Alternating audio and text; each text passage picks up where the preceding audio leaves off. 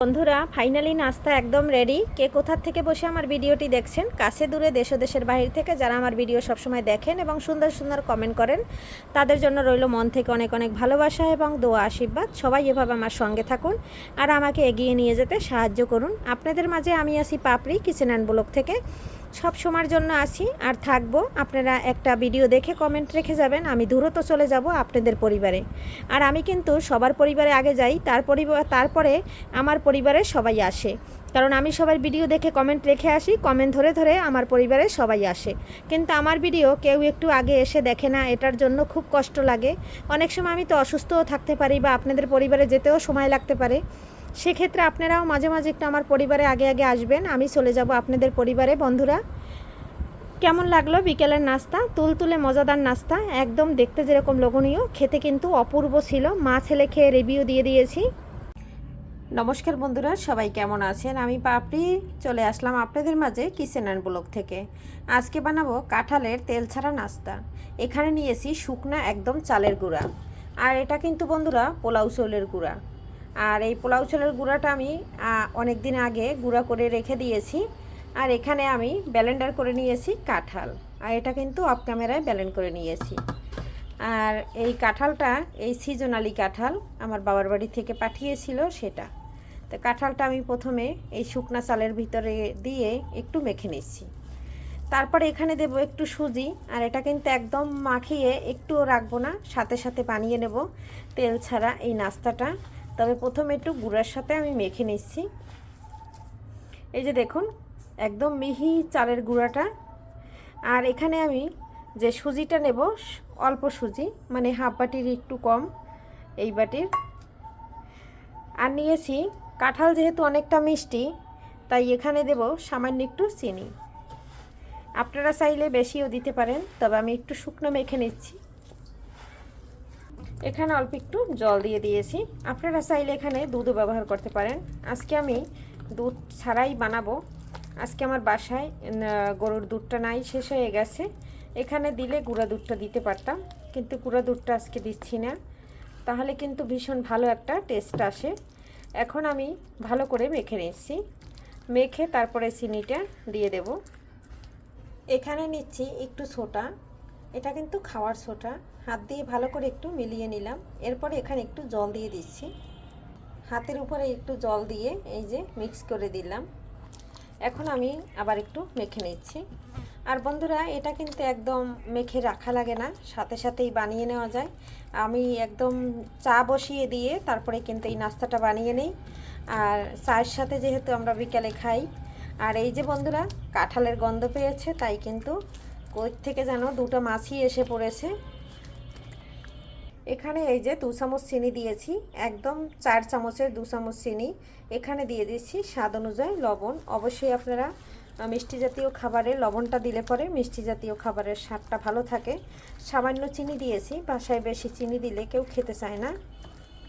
বেশ কিছুক্ষণ মেখে নিয়েছি, একদম ভালো করে হাত দিয়ে এভাবে মেখে নিতে হবে যাতে চিনিটা একদম গলে যায় আর লবণটা।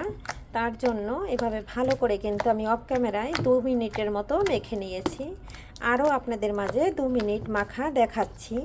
এই যে দেখুন, আমি যেহেতু হাত দিয়ে ক্যামেরা ধরছি আর এক হাত দিয়ে মাখছি, সেক্ষেত্রে আমার হাত লড়ছে, ক্যামেরাও একটু লড়ছে। সবাই একটু ক্ষমা সুন্দর দৃষ্টিতে ভিডিওটা দেখবেন।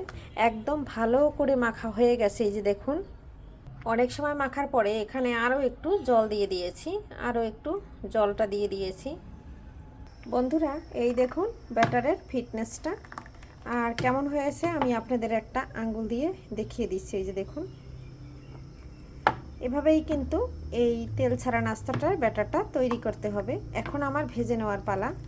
আমি দিয়ে দিচ্ছি একটা ফ্রাই প্যান কড়াই, আর এখানে আমি 1 চামচ করে দিয়ে দেব। প্রথমে একটা দিয়ে দিচ্ছি। দেখুন বন্ধুরা, কতটা জালিদার হচ্ছে। আর একটু ফোট উঠলেই আমি ঢেকে দেব। ঢাকনা দিয়ে 1 মিনিট ঢেকে রাখবো। আপনারা না রাখলেও হবে, না ঢাকলেও এটা কোনো সমস্যা নাই, এমনিতেই হয়ে যাবে। তবে জালটা একদম কমিয়ে দিতে হবে। এইভাবে তেল ছাড়া নাস্তা আপনারা বিকালের চায়ের সাথে কিন্তু একদম জমে যায়। দেখুন কতটা জালিদার হয়েছে।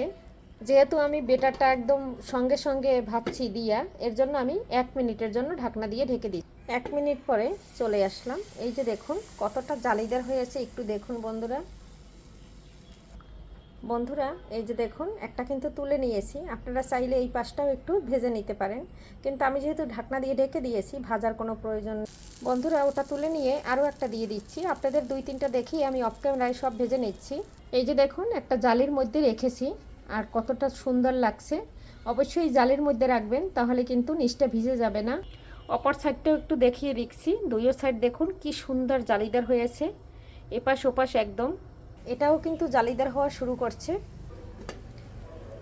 এই যে দেখুন 1 মিনিট পরে আবার চলে আসলাম, আর জালিদারটা একটু দেখিয়ে দিলাম। এটাও খুব সুন্দর করে তুলে নিচ্ছি। যেহেতু এখানে কাঁঠাল দেওয়া, কাঁঠাল কিন্তু একটু রসালো ফল, আর কাঁঠালটা দেওয়ার কারণে কিন্তু একটু নরম হচ্ছে। আরও একটু দিয়ে নিচ্ছি, কারণ আমি ঢাকনাটা মাত্র সরিয়েছি, তাই যদি এটায় জল থাকে জলটা শুকিয়ে যাবে। একটা উঠিয়ে নিয়েছি বন্ধুরা, যেটা প্রথম ভেজেছি সেটা কিন্তু আমার বাবু আর আমি খেয়ে ফেলছি। এতটা মজা, এতটা টেস্টি তা বলার মতো না। আমরা 4 জন মানুষ, 8টা হইলেই যথেষ্ট, তারপরও 8টার একটু বেশি হবে। বন্ধুরা এটা একটু ঢেকে দিয়েছিলাম। বন্ধুরা দেখুন ফুলে একদম টোল হয়ে গেছে, ওই যে একটু সোটা দিয়েছি এর জন্য এতটা ফুলেছে, মনে হয় কি যে কেক বানাচ্ছি। কতটা যে ফুলেছে দেখুন, আর কি সুন্দর উঠে যাচ্ছে, একদম ফুলে টোল হয়ে গেছে। একটু দেখিয়ে দিলাম,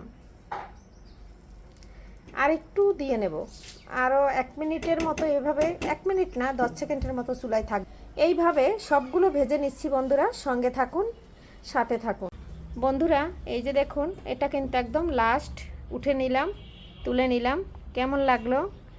আর ফাইনালি কিন্তু আমার সবগুলো হয়ে গেছে। এত সময় কিন্তু আমি রেখে দিয়েছিলাম ঝুড়িতে, তা তো আপনারা দেখেছেন। আর এখন আমি সবগুলো নিয়ে নিলাম এই যে প্লেটে, যেরকম দেখতে হয়েছে বন্ধুরা সেরকম কিন্তু। বন্ধুরা সবগুলো কিন্তু খুব সুন্দর করে সাজিয়ে নিয়েছি। একটা একটু বেশি হয়েছিল, সেটা একটু এখানে দিয়ে দিচ্ছি। ভেবেছিলাম 8টা হবে, 8টা হয় না, 9টা হয়েছে, একটা বেশি হয়েছে। আর আমরা মা ছেলেরা কিন্তু প্রথমেরটা খেয়ে নিয়েছি, তারপরেরগুলো কিন্তু আপনাদের সাথে এই যে শেয়ার করলাম। কেমন লাগলো বন্ধুরা অবশ্যই কিন্তু জানাতে ভুলবেন না। সবাই ভালো থাকবেন, সুস্থ থাকবেন। আজকের মতো বিদায় নিচ্ছি, আবারও দেখা হবে নতুন কোনো রেসিপিতে। এ পর্যন্ত পাপড়ি কিচেনের সঙ্গে থাকুন। আগামী ভিডিও দেখার আমন্ত্রণ জানিয়ে এখানে বিদায় নিচ্ছি, বাই।